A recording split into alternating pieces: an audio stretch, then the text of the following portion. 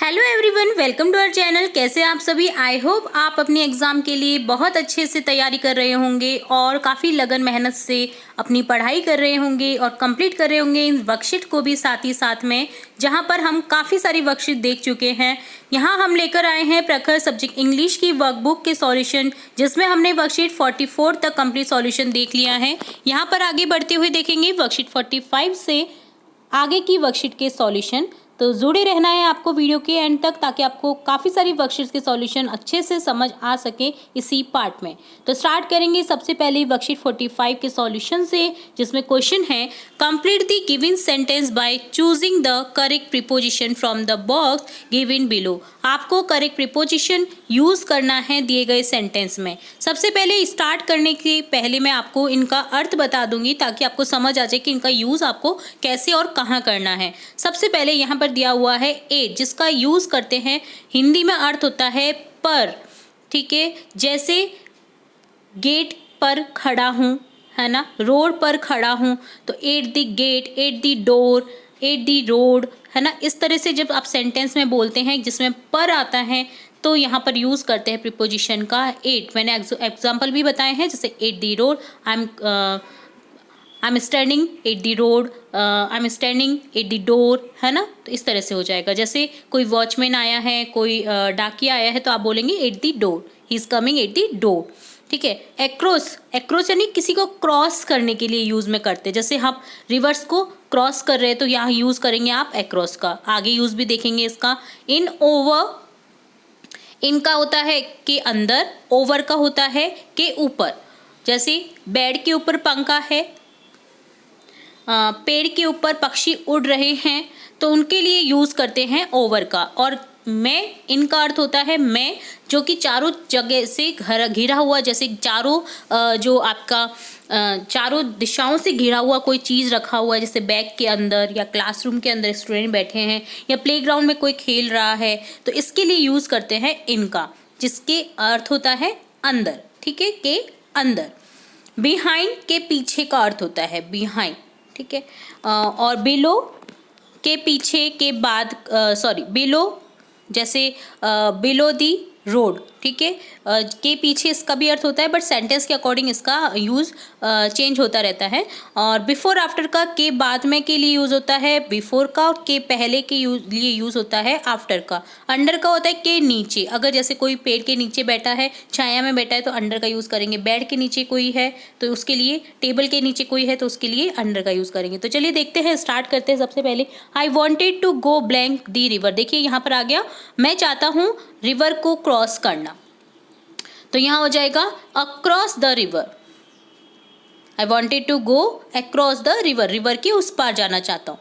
The ring was kept in a box hidden under the bed. जो ring है वो एक बॉक्स में रखी है, छुपा दी गई है। कहाँ पर? बेड के नीचे, बॉक्स के अंदर। He cleans his teeth blank sleeping. वो अपने दांत साफ करता है सोने से पहले के लिए यूज हो जाएगा बिफोर का। Muskan has finish her homework after reaching home. वो अपने होमवर्क को कंप्लीट करती है घर पहुंचने के बाद के लिए यूज हो गया आफ्टर का। The breeze goes blank the lake. जो लेक के ऊपर एक ब्रीज है वो जाता है, बना हुआ है, तो लेक के ऊपर है, टच नहीं हो रहा है, के ऊपर है, तो यहाँ पर हो जाएगा over the lake.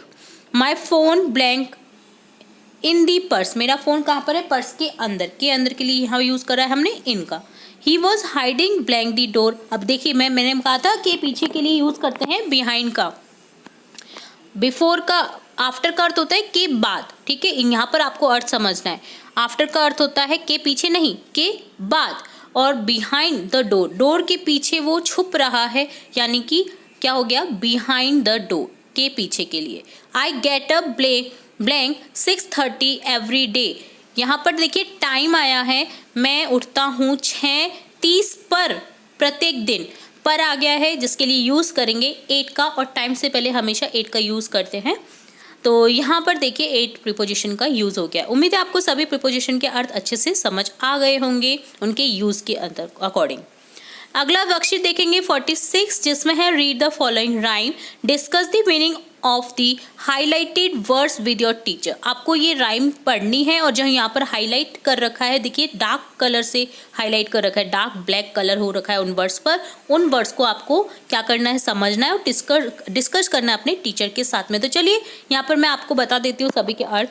Grown up say things like speak up, don't talk with your mouth full, don't stare, don't point, don't pick your nose, sit up, say please, less noise, shut the door behind you. देखिए behind यहाँ पर आ गया, देखिए जो तुम्हारे पीछे door है उसे बंद कर दो। Don't drag your feet, have not you got the hanky, take your hands out of your pocket. ये सभी कमांड्स है जो आप टीचर्स के थ्रू सुनते हैं, ठीक है। जैसे ड्रैग, हिलाना, अपने पैरों को मत हिलाओ। हैंकी, क्या तुम्हारे पास में हैंकी नहीं है? से प्लीज, कहो कृपया। सिट अप, बैठ जाओ। तो यहाँ पर देखिए ड्रैग हो गया, हैंकी हो गया, प्लीज हो गया जिसका अर्थ होता है कृपया। स्पीक अप, बोलो, है ना। फिर क्या होगा? Stare, don't stare. नेक्स्ट होगा पिक योर नॉइस, यानी आवाज़ उठाओ। और स्टेयर का अर्थ आपको बताती हूँ मैं।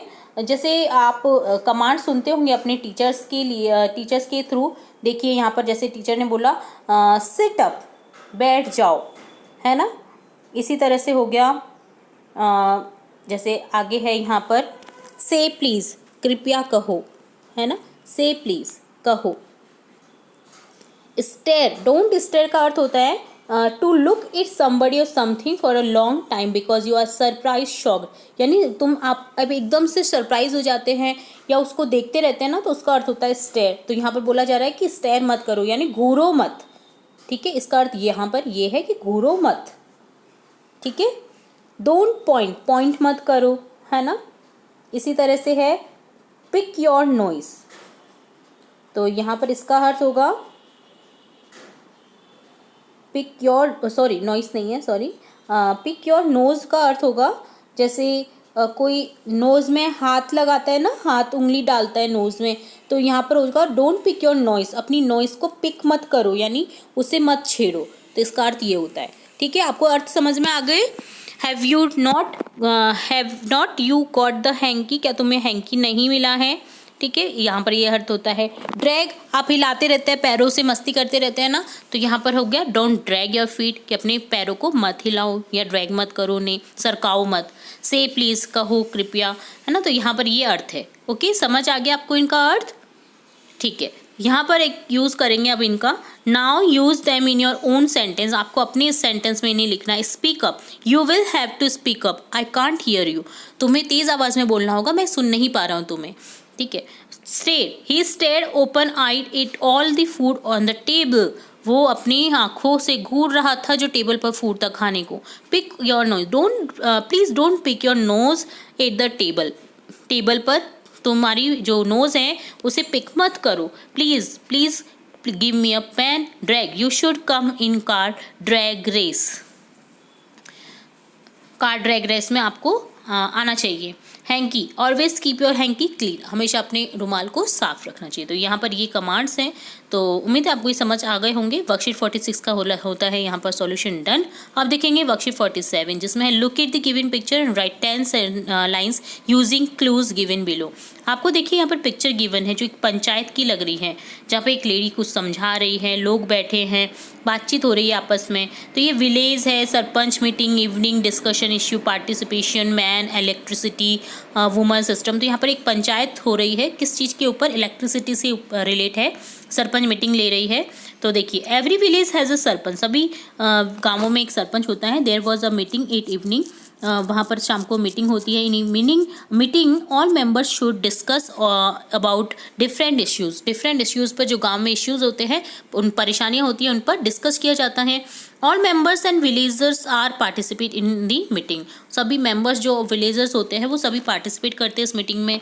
इन member they are man and women both, और जो मेंबर होते हैं वो मैन वुमन दोनों होते हैं। In meeting one man have issue about electricity. तो यहाँ पर एक मैन को इलेक्ट्रिसिटी पर इश्यू होता है। He told that he has no electricity in his field. उसने कहा कि उसके खेत में इलेक्ट्रिसिटी बिजली नहीं है। Everyone insured him they will look into the system. और सभी ने उसको इंश्योर किया, वादा किया कि वो देखेंगे इस बात को रखेंगे और सिस्टम को चेक करेंगे। तो यहाँ पर आपको इससे रिलेट इस तरह से सेंटेंस बना देने थे। तो देखिए यहाँ पर आप बोल सकते हैं और भी, जैसे some discussed about issues of village, है ना। तो अगली लाइन ये भी आप लिख सकते हैं। And everyone happy to insuring the sarpanch, है ना। Everyone happy with their sarpanch. इस तरह से आप इसे फिनिश कर सकते हैं। तो ये होता है वर्कशीट 47 का सॉल्यूशन डन। तो यहाँ हमने देखा वर्कशीट 47, 46, 45 का सॉल्यूशन, और इससे आगे की वर्कशीट के सॉल्यूशन में देखेंगे और भी इंपॉर्टेंट वीडियोस आपकी कक्षा से रिलेटेड देखेंगे।